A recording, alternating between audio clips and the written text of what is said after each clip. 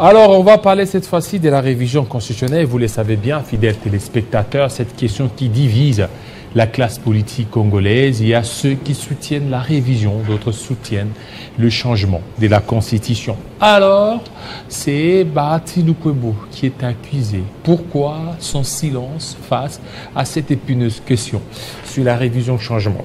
Nous recevons pour vous M. Henri Kalimassi. Bienvenue. Merci, M. Jean-David Kilolo. Monsieur Henri, révision constitutionnelle, changement. La position de l'AFDC continue toujours à être attendue. Bon, je n'ai jamais compris pourquoi la question du président Bahati et son parti a toujours été à la base d'un débat stérile pour justement allumer les faits inutilement par des politiciens congolais qui ont toujours cherché à considérer Bahati comme si il n'était pas avec le président de la République. C'est là où je me dis souvent, d'un côté, il y a les gens qui minimisent le poids politique de Bahati Lukwebo, et de l'autre, lorsque Bahati ne se prononce pas, ils en font un problème. Alors que nous devons savoir que nous sommes dans une structure bien coordonnée, chapeautée par le président de la République, qui est l'union sacrée. Et en politique, lorsque les chefs d'une structure donnent une position, je crois que ceux qui sont avec lui, quand bien même qu'ils ne disent mot, n'est-ce pas? Je ne vois pas comment les gens peuvent commencer à stigmatiser cela et à en faire un problème, alors qu'ils sont dans l'union sacrée qui est coordonnée par le président de la République. Mais jusque-là, c'est son silence là qui inquiète. Le silence par rapport à quoi? Mais il doit se prononcer. Vous devez savoir que le président Bahati Lukwebo, c'est une icône dans ce pays. C'est parmi les sages de la République. Il finira par se prononcer, peut-être le dernier. Peut-être le dernier, si c'est cela que les gens veulent qu'il se prononce. Je crois qu'il finira par se prononcer. Mais vous devez savoir que, quand bien même que le président de la République l'a dit à Kisangani, et il a rajouté à Lubumbashi, mais lui-même, le président de la République, a dit qu'il mettra en place une commission en 2025. Alors, vous ne voyez pas que ce silence renforce aussi les accusations de ceux qui diabolisent Bahati Lukwebo auprès du chef de l'État? Bon, le président Bahati est serein, parce que avant que les autres ne viennent, lui était déjà avec le président de la République. Oui, mais vous êtes sans ignorer que la première mission par rapport à l'union sacrée lui a été confiée par le président de la République. Et n'empêche peut-être la deuxième mission peut-être en 2025, parce qu'il est l'homme du terrain, il est l'homme des situations, que le président de la République, cette fois-là encore, puisse les confier la même mission. Parce qu'il n'a jamais joué un rôle sans pour autant le réussir. Alors, peut-être c'est à cause de ça que les gens peuvent aller encore auprès du chef de l'État pour les diaboliser davantage. Mais vous devez savoir que la politique n'est pas seulement ce qui se dit devant les chaînes de télévision ou radio ou en public. La politique, c'est ce qui se dit sans que les autres ne sachent réellement ce que les gens échangent. Et le président Bahati n'a pas de barrière vis-à-vis du président de la République. Nous ne connaissons pas ce qu'ils échangent les deux par rapport à la situation politique du pays. Cela ne voudrait pas dire, par le fait qu'il ne se prononce pas, qu'on en fasse un problème. Et il n'est pas le premier ou le dernier. Écoutez, il peut y avoir que les gens se prononcent par rapport à l'hypocrisie. Ils se prononcent parce qu'ils veulent protéger leurs fauteuils, alors que réellement, ils ne sont pas avec le président de la République. Peut-être Bahati Lukwebo est tenté de monter les stratégies par rapport à cette vision du président de la République, de réviser ou de changer la Constitution, pendant qu'ils se précipitent à se prononcer pour protéger leurs fauteuils, alors qu'il n'est pas le chef. Là, vous êtes dans les suppositions. Hein? Je ne suis pas dans les suppositions. Nous sommes en politique. C'est très pragmatique. Nous sommes en politique. En politique, il faut tenir compte de tout ce qui se passe. Il faut faire des analyses profondes et approfondies pour savoir ce que les autres posent comme acte, si ils les font réellement à cœur. Vous comprenez? Il peut y avoir des gens qui se prononcent par hypocrisie.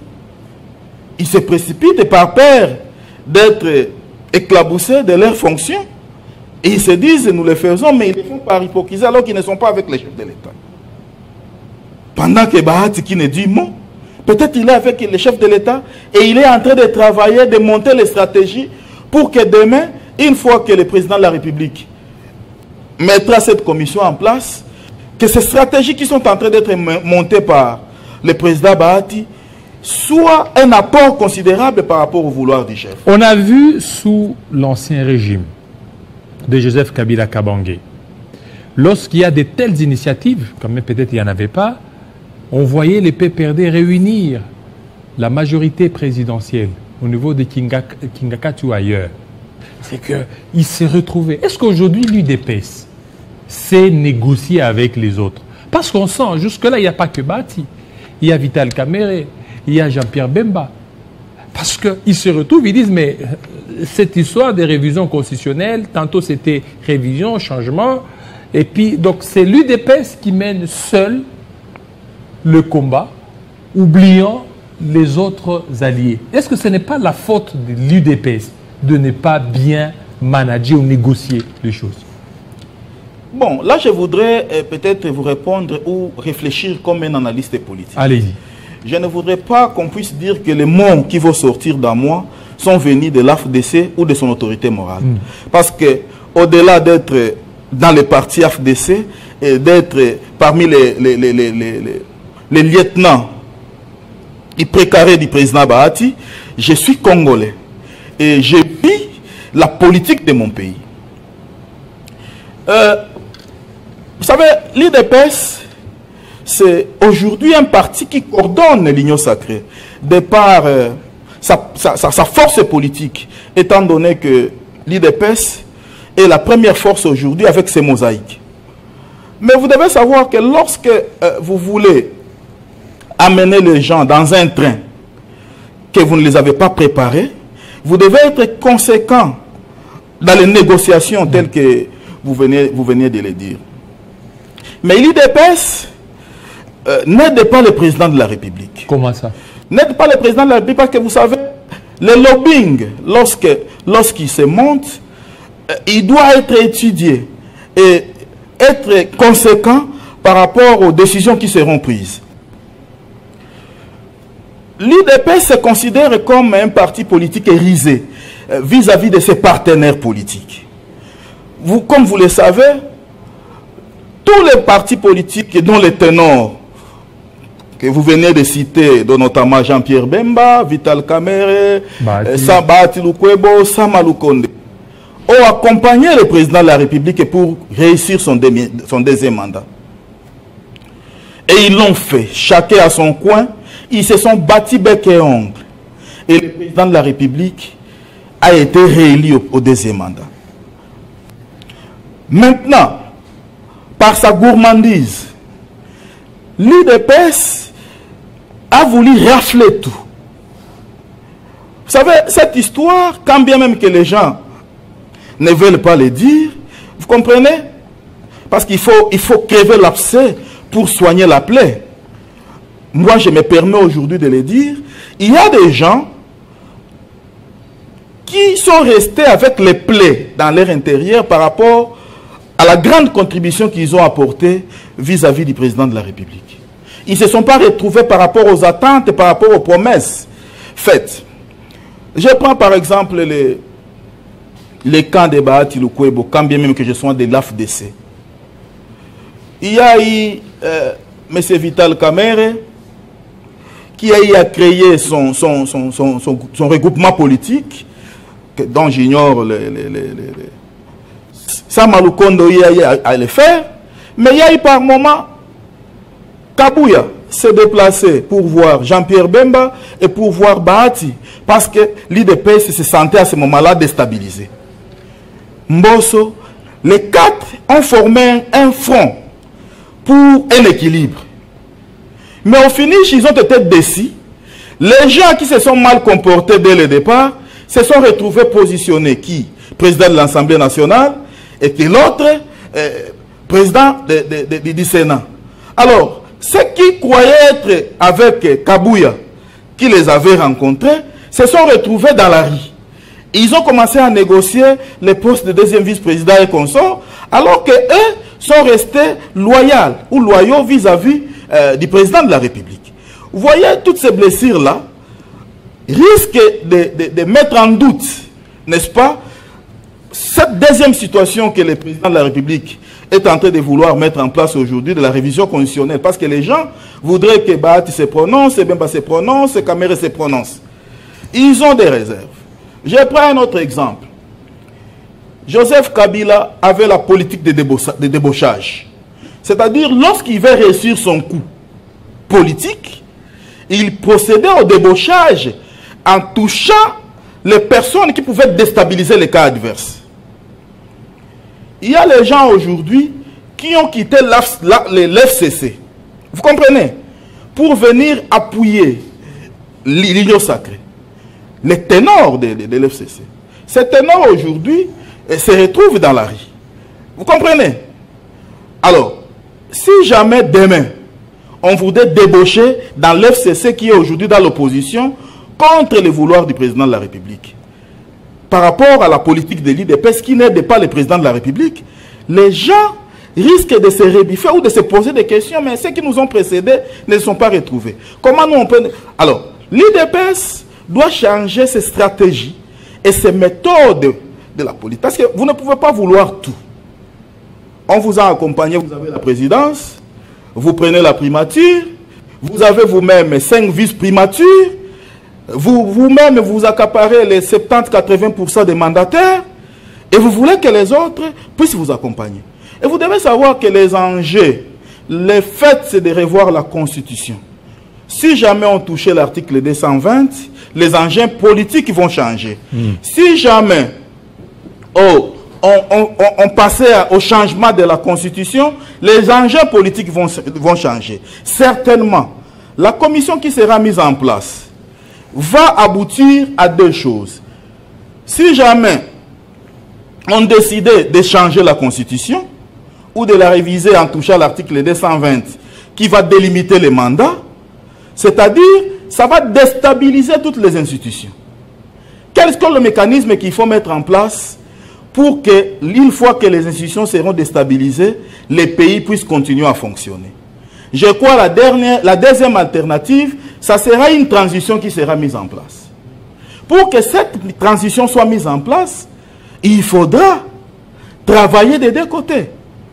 À l'interne, tout comme dans l'opposition. Aussi, vous devez savoir que même si on changeait la Constitution, c'est-à-dire les risques persisteront ou existeront par rapport à ces changements. Parce que ça peut nous amener soit aux élections anticipées. Est-ce que les changements de la Constitution en question par rapport aux chances du président de la République actuelle permettront au président de la République de briguer encore un autre mandat? Parce que l'FCC cette fois-là, peut-être il ne lâchera pas, il entrera dans la danse. Et vous devez savoir que l'UDPS qui a organisé les élections de 2023, n'est-ce pas, il a fait face à une opposition qui n'a jamais organisé les élections. Mais cette fois-là, ils feront face à l'FCC qui est une opposition qui a déjà organisé les élections, qui connaît les enjeux électoraux. C'est-à-dire, nous devons faire des choses et y réfléchir, surtout soigner les plaies à l'interne. Faire en sorte que notre gourmandise au niveau de l'IDPS soit un peu relâchée pour équilibrer ceux qui peuvent créer des tensions à l'interne, en fait que ceux qui sont à l'interne puissent jouer un grand rôle pour prendre les gens qui sont à l'externe, en fait d'accompagner la politique du président de la République. Donc l'IDPS doit savoir abandonner la gourmandise qu'elle a par rapport aux ambitions aujourd'hui du président de la République, parce que le vouloir du président de la République, peut-être les gens peuvent les prendre dans les mauvais sens, mais nous sommes en train de faire des analyses. Et qu'est-ce que doit faire le chef d'État pour réussir? Vous comprenez? Peut-être c'est pour l'intérêt supérieur de la nation. Parce qu'il y a certains articles qui toucheront par exemple à la diminution des députés, à la suppression du Sénat, peut-être aux nominations des gouverneurs. Tout ça, nous tous, nous avions décrié ça ici. Ce qui sont d'ailleurs importants. Aujourd'hui, on a eu les états généraux de justice qui, pour réussir cette mission du ministre de la Justice, nécessitera la révision constitutionnelle. Vous voyez tout ça. C'est-à-dire, la révision constitutionnelle n'est pas au fait un problème. Mais le problème, c'est ce que les autres attendent de cette révision ou de ces changements. Et pour y arriver, il faut d'abord commencer à soigner les plaies à l'interne, abandonner la gourmandise pour équilibrer, parce que même à l'époque de Mobutu, pour protéger son fauteuil, n'est-ce pas, il équilibrait. C'est-à-dire, il y a certaines choses qu'il savait abandonner, en fait, d'asseoir son pouvoir. Si vous regardez aujourd'hui au Cameroun, par exemple, le président camerounais, il a plus de 90 ans. Mais pour asseoir son pouvoir, vous constaterez qu'au niveau du Sénat, il y a quelqu'un de 88 ans. Ce n'est pas parce qu'ils sont fatigués qu'ils ne peuvent pas être, mais ils jouent un grand rôle par rapport à son pouvoir. Le président de la Cour constitutionnelle, il a plus de 90 combien? Le président du Sénat. Vous voyez, ce n'est pas par la plaisanterie qu'il a laissé ces gens là-bas, c'est parce qu'il sait qu'en laissant ces gens, il va stabiliser son pouvoir, parce que ces gens pèsent par rapport à la population camerounaise. C'est ce que l'IDPS doit mettre en place. Il doit mettre sa malignité de côté, sa rise, et travailler d'une manière franche avec ses partenaires politiques, afin que les uns et les autres puissent se souder à l'IDPS et accompagner les chefs de l'État dans sa politique. Voilà, alors, pour terminer avec vous, alors votre autorité morale, Bahati Lukwebo, serait accusée d'exploitation minière au Sud Kivu, à Mwenga et à Chabunda. C'est aussi une tache noire. Écoutez, je n'ai pas de preuves par rapport à ça, mais je voudrais répondre aux uns et aux autres conformément à la loi. Quand bien même que Bahati Lukwebo soit une personnalité publique, peut-être il peut être astreint à certaines choses, mais je voudrais vous lire par rapport à cette question l'article 27 du Code minier, qui parle des personnes non éligibles à l'exploitation. Ne sont pas éligibles pour solliciter et obtenir les cartes d'exploitation artisanale des négociants au titre des coopératives minières ou des produits de carrière, ainsi que de l'agrément au titre des comptoirs d'achat et de vente des substances minérales d'exploitation artisanale, les agents et fonctionnaires de l'État, les magistrats, les membres des forces armées, les agents de la police nationale et j'en passe. Mais il y a un paragraphe qui dit: toutefois, cette incompatibilité ne concerne pas les prises de participation dans les capitales des sociétés minières. Alors ça veut dire quoi? C'est-à-dire qu'il peut être actionnaire. Donc il est actionnaire. Il peut être actionnaire. C'est ce que je dis.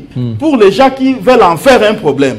C'est-à-dire qu'il n'est pas exclu à Bahati Lukwebo d'être actionnaire dans une société minière. Il est dans tout, Bahati Lukwebo. Écoutez. Il est dans les médias, il est dans l'exploitation minière. Bahati Lukwebo, il est dans les transports. Vous ne voulez pas dire qu'il est professeur d'université. Il est dans les transports. J'ai été à Bukavu.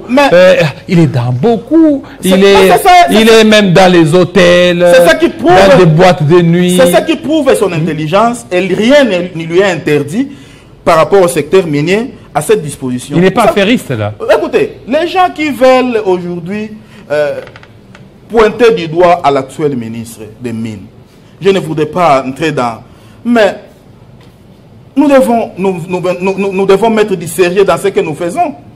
L'actuel ministre des Mines n'a que 100 jours.